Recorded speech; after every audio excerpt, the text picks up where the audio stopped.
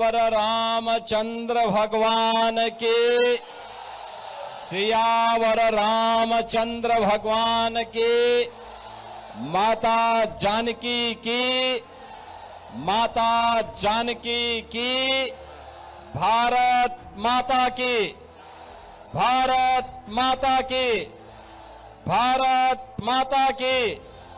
वंदे वंदे वंदे। नमः पार्वती पतिये हर हर। लोकप्रिय सांसद प्रदीप कुमार सिंह जी, पूर्व केंद्रीय मंत्री और माननीय सांसद गुजरात श्री देबू सिंह चौहान जी, नरपतगंज से एनडीए की प्रत्याशी बहन देवंती यादव जी, विधानसभा के प्रभारी श्री राजेश चंद झा जी, विधानसभा के संयोजक श्री नवीन यादव जी, जदयू के जिलाध्यक्ष श्री आशीष पटेल जी, प्रदेश कार्य समिति के सदस्य उमानंद राय जी, जिला मंत्री आलोक शाह जी, जिला महामंत्री राजेंद्र यादव जी, आकाश राज जी, नागेश्वर यादव जी, लोजपा के जिलाध्यक्ष श्री अरुण सिंह जी, भारी संख्या में नरपतगंज अररिया से जुड़े हुए मेरे सभी उपस्थित बहन और भाइयों, भक्ति और शक्ति की इस पावन धरा को जिसने अनेक महान क्रांतिकारियों को और साहित्यकारों को जन्म दिया है, ऐसी पावन धरा को कोटि कोटि नमन करते हुए आप सभी नरपतगंज के बहन और भाइयों का मैं हृदय से स्वागत करता हूं, अभिनंदन करता हूं। बहन और भाइयों, बिहार विधानसभा चुनाव के प्रचार का ये अंतिम दिन है। कई जगहों पर मुझे जाना है, लेकिन आपके लोकप्रिय सांसद का स्नेह मुझे यहां खींच करके ले आया है।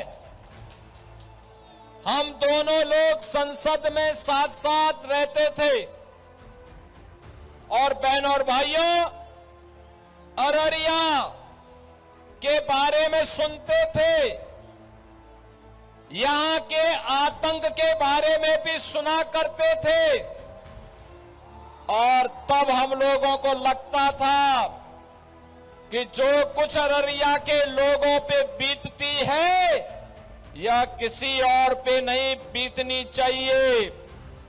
पर्व और त्योहारों में कोई दंगा फसाद नहीं होना चाहिए, कोई गुंडागिर्दी बहन और बेटियों की सुरक्षा में सेंध नहीं लगनी चाहिए। और जब पार्टी ने मुझे उत्तर प्रदेश में मौका दिया सेवा करने का, तो बहनों और भाइयों, उससे पहले कांग्रेस आरजेडी के ही सहयोगी यूपी के अंदर भी थे। गुंडागिर्दी चरम पर थी, हर तीसरे दिन दंगे होते थे, महीनों महीनों कर्फ्यू रहता था। लेकिन बहनों और भाइयों, पिछले 8.5 वर्ष से उत्तर प्रदेश में डबल इंजन की भाजपा की सरकार है, लेकिन न कर्फ्यू है न दंगा है।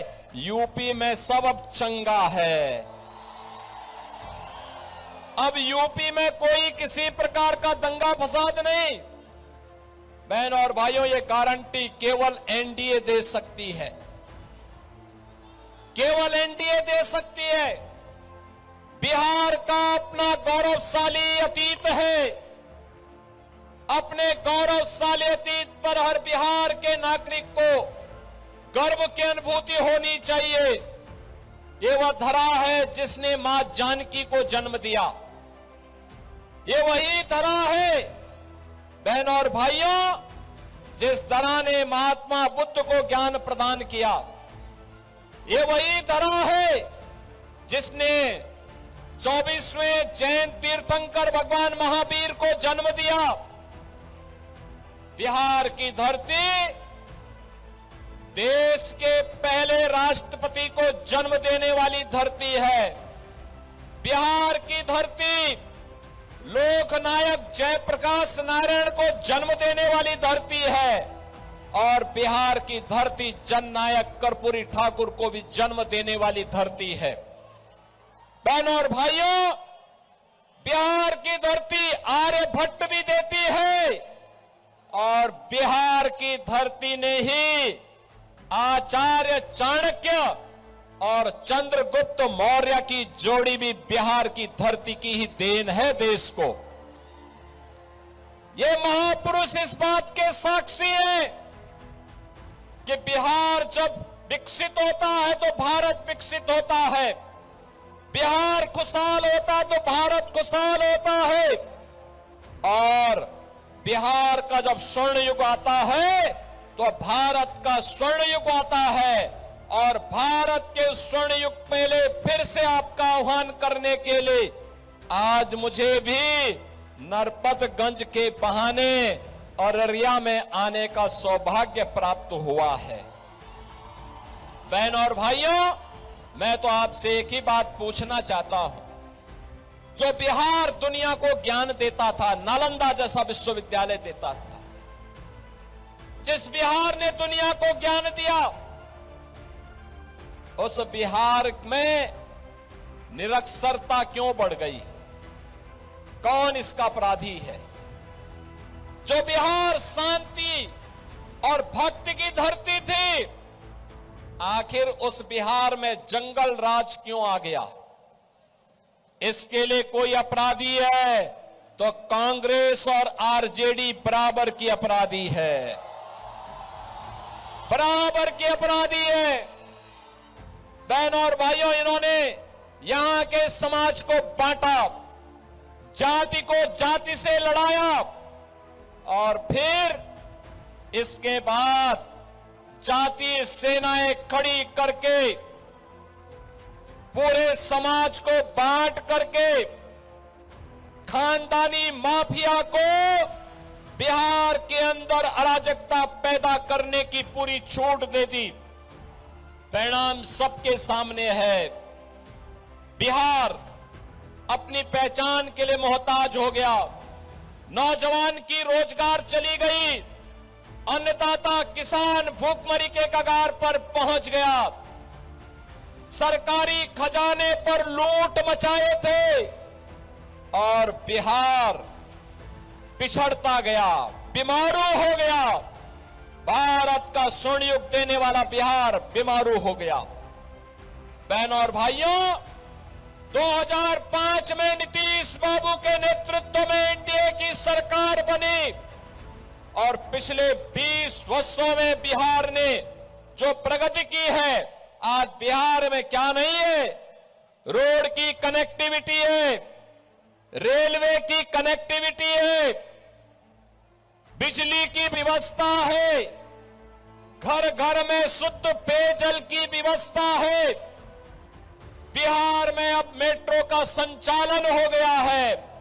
बिहार में अब एनआईटी है, आईआईटी है, एम्स है, आईएम है, मेडिकल कॉलेज और इंजीनियरिंग कॉलेजेस की एक लंबी श्रृंखला आज बिहार के अंदर है, जो समृद्ध बिहार बनाने के लिए सुशासन की सुदृढ़ नींव पर एक मजबूत आधार खड़ी हो चुकी है। और बहनों और भाइयों, आपने देखा होगा मोदी जी के नेतृत्व में पिछले 11 वर्ष के अंदर मोदी जी ने जो कहा वो करके दिखा दिया। याद करिए, याद करिए, जब अयोध्या में श्री राम जन्मभूमि के लिए आंदोलन चलता था, तब राम भक्त कहते थे, बिहार के राम भक्त कहते थे, रामलला हम आएंगे मंदिर वहीं, रामलला हम आएंगे मंदिर वहीं। लेकिन कांग्रेस के लोग हंसते थे, कहते थे राम मंदिर नहीं बनने देंगे। सुप्रीम कोर्ट में कांग्रेस ने एफिडेविट दे दिया, कहा कि राम तो हुए ही नहीं। बहनों और भाइयों, आरजेडी ने राम मंदिर के रथ यात्रा को रोक दिया था। इनके पार्टनर समाजवादी पार्टी ने उत्तर प्रदेश में राम भक्तों पर गोली चला करके लहूलुहान किया था। लेकिन तब भी राम भक्त कहता था, राम लला हम आएंगे मंदिर वहीं बनाएंगे, लाठी गोली खाएंगे लेकिन मंदिर वहीं। और अयोध्या में भगवान राम का भव्य मंदिर बन गया है, बन गया है ना मंदिर। कोई संदेह है क्या? अगर अयोध्या में भगवान राम का मंदिर बन गया है, अयोध्या के इंटरनेशनल एयरपोर्ट का नामकरण भी भगवान वाल्मीकि के नाम पर हो गया है। अयोध्या में जो रेन बसेरा बने हैं ना, उनका नाम निषाद राज के नाम पर है। और जहां भक्तों के लिए प्रसाद तैयार होता है राम जन्मभूमि का, वह माता सबरी के नाम पर है। बहनों और भाइयों, भगवान राम के काज में जिसने भी सहयोग किया, उन सब का सम्मान आज अयोध्या धाम में है।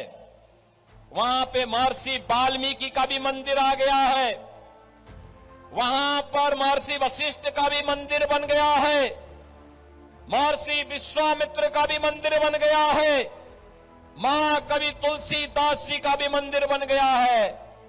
और यही नहीं, माता जानकी को जब रावण अपहरण करके ले जा रहा था, बहनों और भाइयों, पहला बलिदानी रामायण का गिद्धराज जटायु थे। गिद्धराज जटायु की भी एक बहुत अच्छी प्रतिमा अब अयोध्या में स्थापित हो गई है।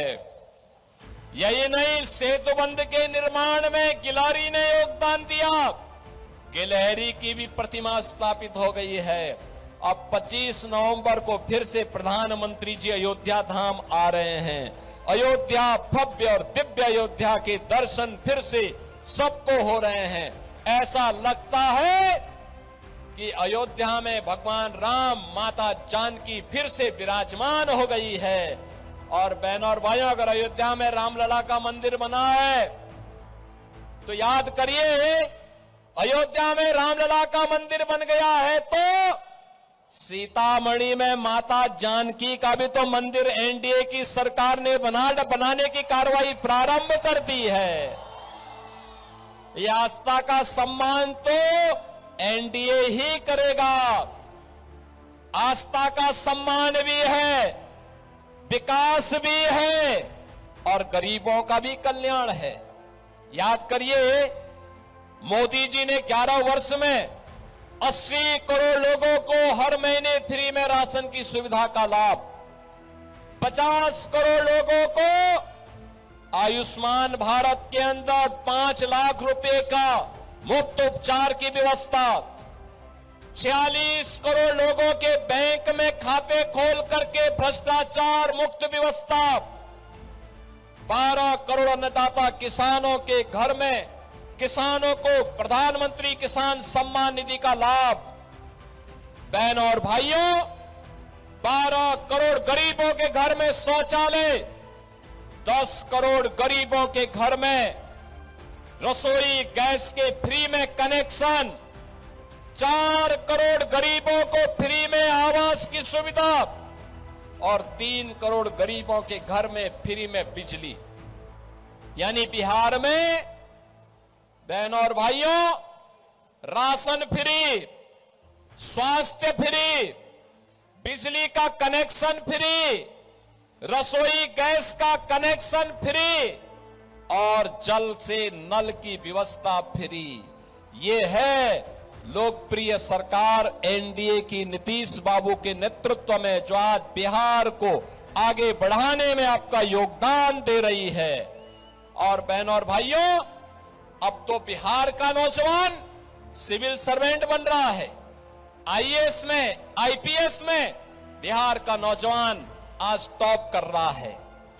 आज बिहार का नौजवान अपना स्टार्टअप स्थापित कर रहा है। आज बिहार का नौजवान अपना उद्यम स्थापित कर रहा है। आज बिहार का नौजवान देश और दुनिया में जहां कहीं जाता है, अपनी पहचान के लिए मोहताज नहीं, अपनी नई पहचान बनाता है। और बहनों और भाइयों, यही कहने के लिए हम लोग आए हैं, यही कहने के लिए आए हैं, ये जो खानदानी लुटेरे हैं, ये खानदानी माफिया का समर्थन करके बिहार में फिर से जंगल राज लाना चाहते हैं। ये महागठबंधन फिर से जंगल राज की ओर से जंगल राज बिहार के अंदर लाना चाहती है। इस जंगल राज से बिहार को मुक्त करना है और इसके लिए आपका आह्वान करने के लिए हम लोग आपके पास आए हैं। बिहार में फिर से जंगल राज न आने पाए, इसके लिए एनडीए सरकार फिर से आवश्यक है। बहनों और भाइयों, यूपी की 25 करोड़ जनता तो संकल्प ले चुकी है। कांग्रेस, आरजेडी या एसपी, इनमें किसी को भी यूपी के अंदर नहीं आने देना है। और यूपी में तो अब तो, जो मैंने पहले भी कहा, अब न कर्फ्यू है न दंगा है, यूपी में सब चंगा है। यूपी में माफिया के ऊपर जब बुलडोजर चलता है बहनों और भाइयों, उसकी हड्डी पसली एक कर दी जाती है, सड़क बना दी जाती है, उसकी संपत्ति को जब्त करके गरीबों की हवेली बनाई जाती है। तो नया यूपी अगर उसके लिए तैयार है तो बिहार भी अब तैयार है। पहले चरण के मतदान ने बता दिया है, बिहार की जनता तय कर चुकी है, महागठबंधन को फिर से नहीं आने देना है, कभी नहीं आने देना है। और आज इसीलिए मैं आपके पास आया हूं कि बहनों और भाइयों, नरपतगंज में कमल खिलना चाहिए। नरपतगंज को घुसपैठियों का लॉन्चिंग पैड नहीं बनने देना है। याद करना, ये लोग आएंगे, पंचर बनाने के नाम पर आएंगे, विकास का ही पंचर कर डालेंगे। नहीं बनने देना है, नहीं आने देना है। बिहार के विकास में अब कोई भी बैरियर नहीं बनने देना है। और इसके लिए एनडीए ने नरपतगंज से श्रीमती देवंती यादव जी को अपना प्रत्याशी बना करके आपके बीच उतारा है। देवंती यादव जी को कमल छाप पर अपना आशीर्वाद देंगे, देंगे।